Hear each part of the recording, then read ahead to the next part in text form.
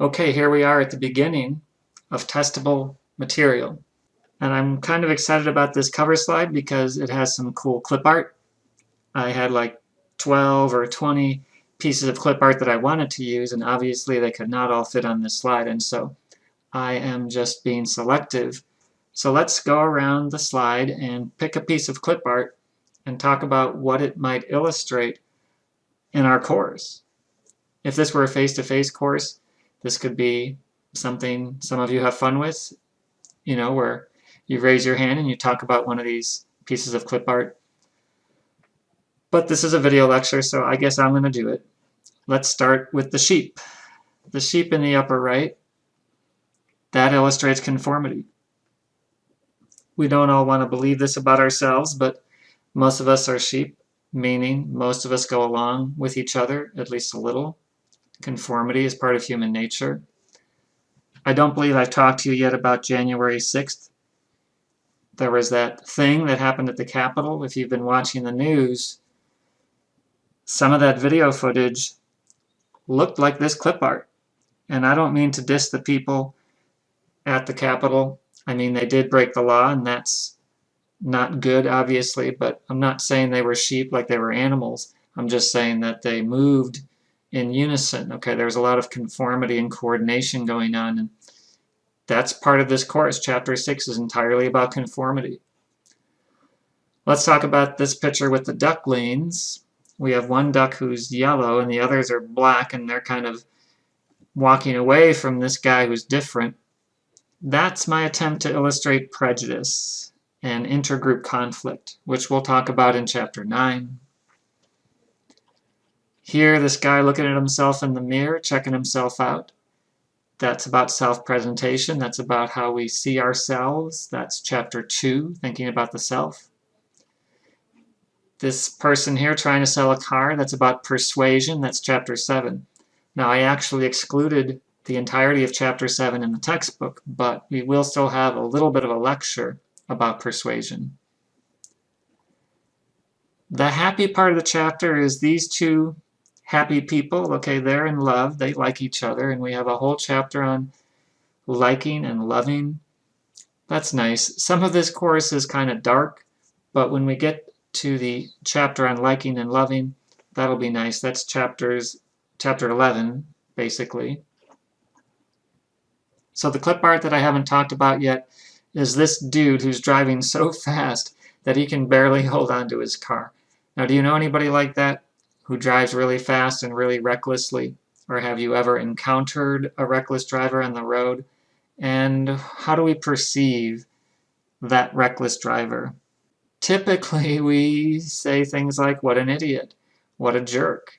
We might even say that they are evil, okay, depending on what kind of havoc they're causing on the highway. That's typical, to look at a crazy driver and to think the driver is crazy. But what if you're driving that way? Do any of you drive kind of fast?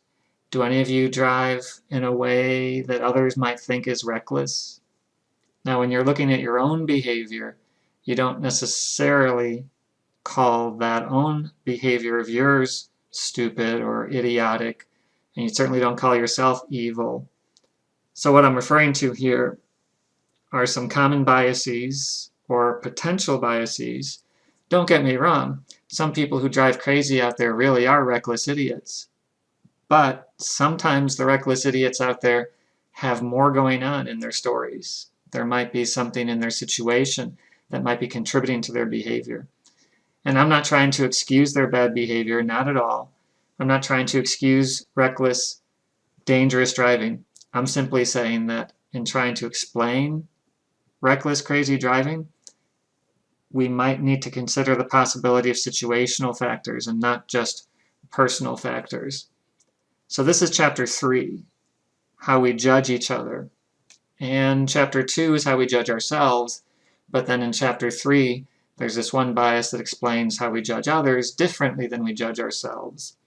And so there are some names for this, and I think I'll put them into a call-out. There's the fundamental attribution error. The fundamental attribution error is when we underestimate the situational possibilities for why people drive crazy, and we overly focus on things like, he's an idiot, he's just aggressive. That's the fundamental attribution error. And then the fact that we explain other people's behaviors differently than our own, that's called the actor-observer bias. In the actor-observer bias, we commit the fundamental attribution error in explaining others' behaviors, but then we give ourselves the benefit of doubt and we don't explain our own behavior in the same way. If I'm driving fast and recklessly, I have good reason, like I'm late for something, for example. Not all of us exhibit these biases, but on average, we do.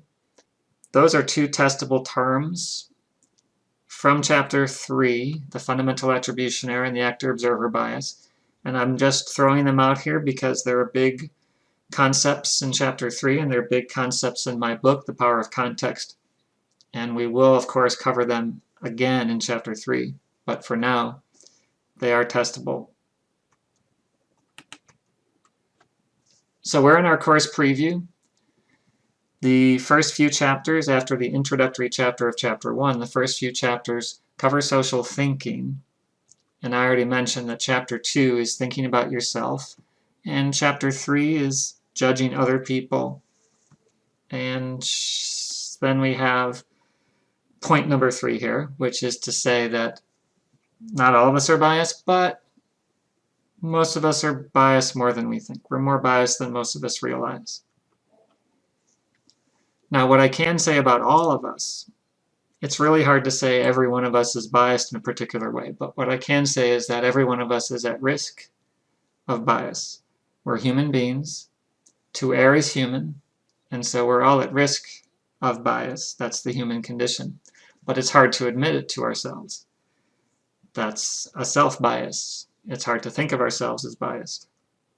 Now, as I said in my driving example, we tend to underestimate the possibility that there might be something going on in the situation of the driver. And I didn't actually mention what some of those possibilities might be, except that maybe we're running late for something.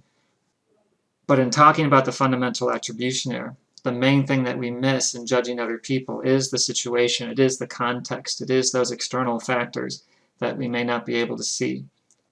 And my main example of that is what happened to my brother and my sister-in-law one night in Chicago. To make a long story short, my brother was driving like this maniac here one night. He was driving really fast, he was braking red lights, he was blowing stop signs. People were giving him the finger from the side of the road as he drove by because he was driving really recklessly. Now, my brother, he's not a reckless, evil idiot. I mean, he wasn't necessarily driving very safely that night, but there's more to the story. The reason he was driving that way is because his wife was giving birth in the passenger seat. No, really, his wife was giving birth in the passenger seat. Now, you might be thinking, come on, that only happens in movies. No, it actually happens in real life. I Googled it, and almost every day there's some couple giving birth, some woman giving birth to a baby in a car, and it happened to my brother and his wife that night, and that's why he was driving so crazy. And they did not make it to the hospital in time. They did not. But everybody was okay. My sister-in-law was okay. The baby was okay. The car was not okay. The car needed to be taken to the cleaner a couple of times. I'm sorry. We don't have to get that gross in this first slide. So my book, The Power of Context, in large part, it talks about our tendency to overlook the possibility that there is something else going on in the situation. Not to excuse the crazy driving, but just to better explain it. Explaining is not excusing. As part of the first week, if you looked at your schedule, you do have to read the introductory chapter of our book. It's called Social Judgment and Error. The entire chapter is fair game. Pages 11 to 13 talk about those two biases that I talked about a few minutes ago. The fundamental attribution error is the FAE, and then you have the actor-observer bias. Pages 14 to 17 talk about the problems with overgeneralizing. That's another typical bias. Page 21, this is where I try to convey the idea that I don't know you, and instructors in general don't know you. I mean, maybe you've had an instructor for 3 different classes and they're starting to get to know you, but in general, when you don't previously know an instructor, it's not fair to say that they know you. They can't make general statements about you. They can't assume that they know why you don't talk in class.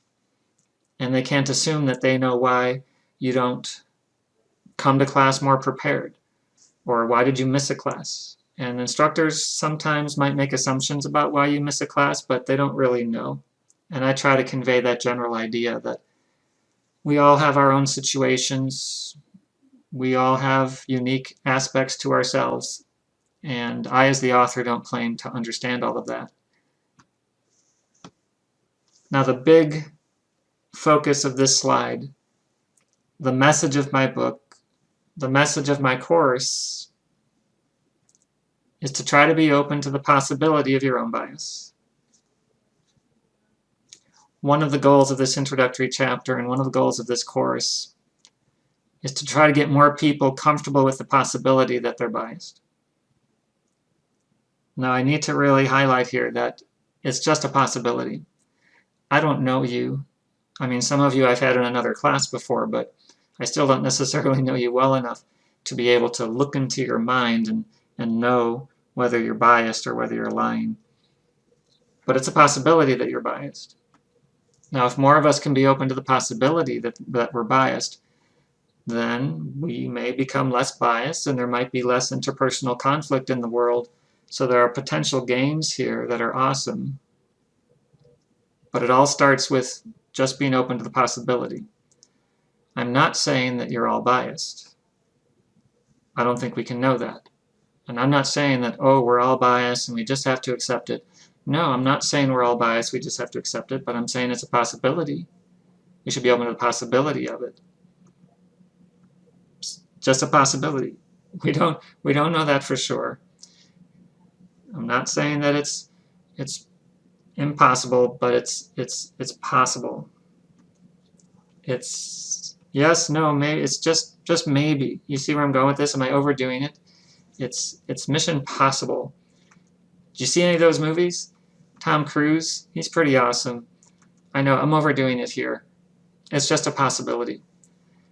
Now, listen, I've spent like 2 minutes talking about this concept of possible, and so it's a good sign, it's a good possibility that I'm going to ask you about this on the first exam. And so if the first exam says, is everybody biased? Not necessarily, but it's a possibility. It's a possibility. That's really the message. And then at the end of your introductory chapter, there's a preview of the rest of the book. So you're responsible for looking at all of that. First exam will ask you questions about that. And then I've discussed just a little bit of this here today, including the definitions of the FAE and the actor-observer bias. If we were in class, I would say, does anyone have any questions? If you do, you can email me. You can also put a question into the Ask Me Questions discussion board. Now I have a really great clip to show you to illustrate some of what I've been talking about. And make it a souvenir for somebody. How nice! A coach tosses a baseball to a little fan. Uh-oh, it wasn't supposed to go down like that. Here it is again. The ball was clearly meant for the kid, but the dude behind him snaps it up, and he sure seems very pleased with himself. The little boy at Wrigley Field in Chicago looks dejected. Reaction all over the airways has been swift and pretty harsh. That was worse than advertised. He's gonna have a tough day at work today, that guy. Don't be that guy. If you even get a ball from a coach, look around for a kid first. But are people rushing to judgment? When I saw the video, I can certainly understand how anybody would have come to that conclusion, but it's just not what happened at the game yesterday. Chuck Mykoff was seated next to the man and saw him give the little boy a ball in the previous inning. He gave that ball to the little boy, he gave another one away, and literally he got a third one later in the game, and he gave that one to another kid. So he did all the right things. The Chicago Cubs came through with another ball for the little guy, this one autographed. One is the one he got in the early part of the game that this guy helped him get, and the other one is the Javi Baez ball that the Cubs gave him when they thought something had gone wrong. He had 2 balls.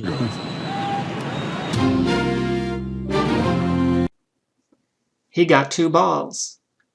I thought that was kind of a cute clip, and it's a good illustration of the fundamental attribution error. What was really going on in that scene was in the context, in the past. Context includes not just what we cannot see, but what happened before that moment in time. So there are truly countless examples where we get the wrong idea, where we jump to conclusions. And don't get me wrong, sometimes when you look at that guy in the baseball stadium, he is a jerk. But sometimes it goes beyond that. Sometimes there's more to the story. And the point to my book and the point to this part of our social psychology course is that, yeah, sometimes we're right, sometimes we're wrong, but we're wrong more often than we realize. We're wrong more often than we would guess. So that was the social thinking part of the course.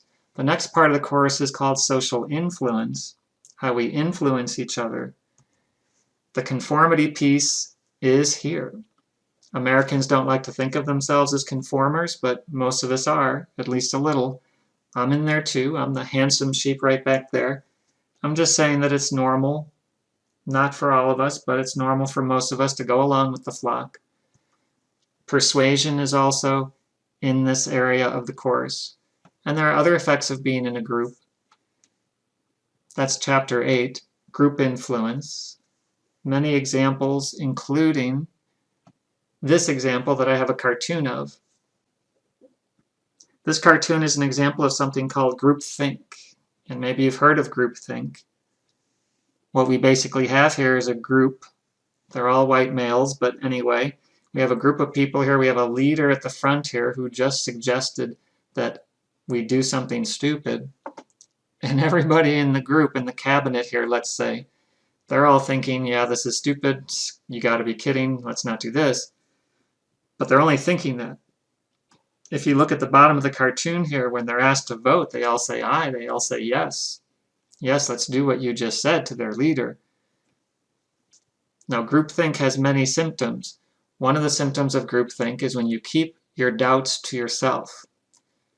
The leader says, let's do this, and you disagree, but you keep that disagreement to yourself. That's one of the symptoms of groupthink. Now, why do you keep it to yourself? Why aren't you telling the leader it's a bad idea? Well, maybe it's loyalty to the leader. Maybe it's conforming to your buddies, but you're misunderstanding your buddies. You think they're all on board, but none of them are on board. But you'll never know how the other person feels unless you ask, unless you dig a little deeper. So we could have these 5 men here in the cabinet who are assuming everybody's on board when actually nobody's on board. So that's a false assumption. Maybe they're all keeping the doubts to themselves because they don't want the leader to criticize them, or they don't want their buddies on the cabinet to criticize them. We can talk more about this in chapter 8. This is called groupthink. And I don't know if any of you are noticing a parallel here between the cartoon and what's happening in politics, where you have a political leader who says and does stupid things or negative things or things that have negative consequences. And then you have a bunch of people in that same party or in that same group who are just going along with it. That could be a little bit of groupthink, a little bit of conformity. The last part of the course is called social relations. Chapters 9, 10, 11, and 12. How well do we get along with each other? Well, not so great. There's prejudice, there's aggression. The racial prejudice in our country is better than it used to be, but it's still not that great. Especially in the last couple of years, there's been a lot of evidence of racism. We can talk more about that in chapter 9. Fortunately, by the end of the course, we have happier chapters like liking and loving and helping.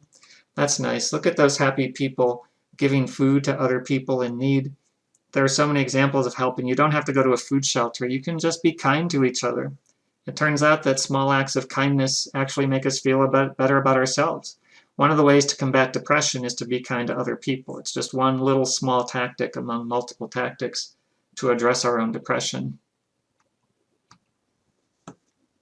So here's the slide that kind of summarizes the 3 areas of the course: social thinking, social influence, and social relations. And they each have their own chapters. And basically the current slide is the definition of social psychology. It's the scientific study of these 3 topics. But now I'm going to complicate the story. The story is a little more complicated because each of these 3 topics, while you can teach them separate from each other, each of these 3 topics influences the others. Social thinking has an effect on social relations. Social relations has an effect on social influence. They're all reciprocal relationships. And the one that I'm going to focus on more than the others is how social thinking can affect social relations. In a classroom, in a face-to-face classroom, we could generate some examples here.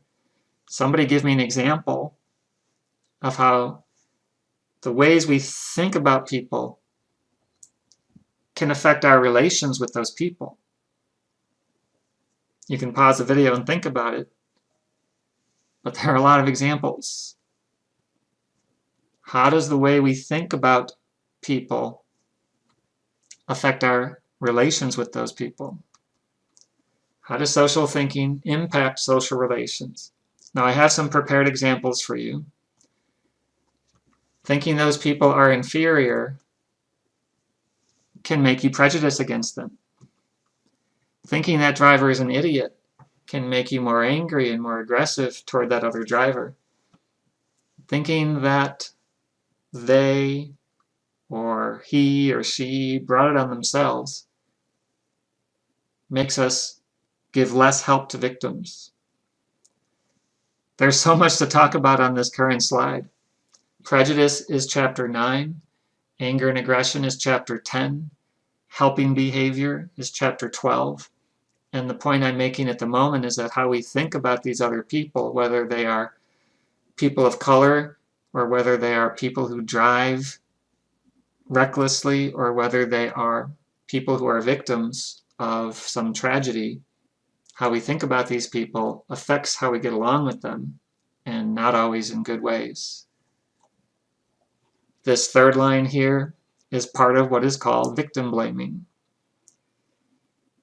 If you see somebody who has been, I don't want to jump to a really dark example, but I did want to talk about rape victims because there's a large literature that shows rape victims, unfortunately, are blamed often to some degree for having gotten themselves into that predicament. Okay, so that's sad and scary. But even just losing something important to you, like you lose your car in a car accident, or you lose your home to foreclosure. That's a pretty big example too. I'm sorry, I have so many dark examples here. But sometimes when we look at somebody who's lost their home to foreclosure, if we think they brought it on themselves, we're less willing to help them. If we think the homeless people or the hungry people in a city brought it on themselves, then we're less likely to donate to the food shelters and we're less likely to help out. Not all of us. Some of us can think they brought it on themselves and still want to help them, but on average, if we think they brought it on themselves, we're typically less willing to help them. So that's just one of several examples here as we move forward. Don't forget, we're still in the course preview part of the course. So here are some sample exam questions for the first exam, which is coming up in a few weeks. I'm looking for the best answer, of course. According to lecture, conformity is covered under which area of our textbook? Social thinking, social influence, or social relations? You can pause. Okay, the answer is B, social influence. That's where conformity lies. Okay, I think that was an easy question. Here's a slightly harder question. According to lecture, prejudice is covered under which area of our textbook? Social thinking, social influence, or social relations? Best answer is C. This is social relations. Now, if you're just thinking about this in terms of Webster's dictionary, you might think, oh, prejudice is an example of how we think about other people. And yeah, social thinking is a component of prejudice, and social thinking influences social relations, right? Remember, if you think those people are inferior, that can contribute to prejudice, that can contribute to bad relations with those people. In any case, according to lecture, according to our textbook, prejudice falls under social relations. That's your best answer, even though prejudice is more complicated than just relations. So I have been previewing the course in terms of the content in our textbook, in our main textbook. We can also preview the course in terms of what I call core theories. Now, if you talk to different social psychologists, they might have a different idea of what the core theories are, but I think I'm in good company when I mention these three core theories. The first one is called cognitive dissonance theory, and this is my favorite. This has to do with dissonance, discomfort caused by inconsistency. Dissonance is discomfort caused by inconsistency. For example, do you know some people who say one thing and do another? They say, this is what I'm going to do, and then they don't do it. They say, smoking is bad, it's going to kill me someday, but they still smoke. Or they say, I'm giving up all junk food for the new year, but they still eat a bunch of junk food. There are really countless examples here, and cognitive dissonance theory discusses, articulates where the inconsistency comes from and how people deal with it. What do they do once they get caught in inconsistency? This gets covered in chapter 4. So here's my clip art for someone who's a hypocrite, for someone who says one thing to your face, but then they're thinking something else, or they say something else behind your back. That's one example. This is my favorite theory if I haven't mentioned that, and there's so much that I'd like to talk to you about, but I'm going to save it for chapter 4. It's called a core theory because it goes back like 60, 70 years, and it's part of a lot of other research and theorizing in social psychology. Another core theory that's even older than cognitive dissonance theory is social comparison theory, just older by a few years. And social comparison theory you can probably sound out. This is basically the study of how we compare with each other. Sometimes we consciously compare with each other, sometimes we're not so conscious of it. A good example of social comparison is what I call the "what'd you get" phenomenon after an exam is returned. In a face-to-face class, after an exam is returned, I sometimes hear students saying to themselves, "What'd you get? What'd you get? What'd you get?" And maybe they're not saying it, maybe they're just wondering, and they're looking at each other's exam scores to try to see how they did. It's normal to socially compare. When we talk about social comparison theory, we'll talk about the effects of it. Why do we socially compare, but also the effects of it on us? I think I took this clip art from South Park. I don't know if any of you watch South Park. These two little dudes are checking each other out, presumably comparing because they have different hair, they have different clothes. Who cares? Well, it turns out most of us care. That's why we compare with each other. The third and final core theory is the oldest of all three. It goes back about 100 years. It's attribution theory. Okay, and an attribution is an explanation. An attribution is an explanation. And so when I talked about the fundamental attribution error, that's when we tend to make internal attributions and we tend to back off of the external attributions. So if we see somebody driving recklessly, we tend to call them an idiot. That's an internal attribution. And we don't think about the possibility that there's a medical emergency, which would be an external attribution. These are three theories. You should know their names. You should be able to describe them briefly. I've talked about them briefly. But we won't get to attribution theory until chapter 3. We won't get to social comparison theory until chapter 2. Cognitive dissonance theory is chapter 4. So these are all theories from the social thinking chapters, but we know that social thinking influences social relations and social influence, and so we do spend most of our weeks on the social thinking chapters, and that's partly because that's where the core theories are, and that's partly because social thinking does play a role in those other topics. Okay, I think we're wrapping up here. Oh, I forgot I was going to remind you of the driving example, but I guess I did that when I was talking about the fundamental attribution error.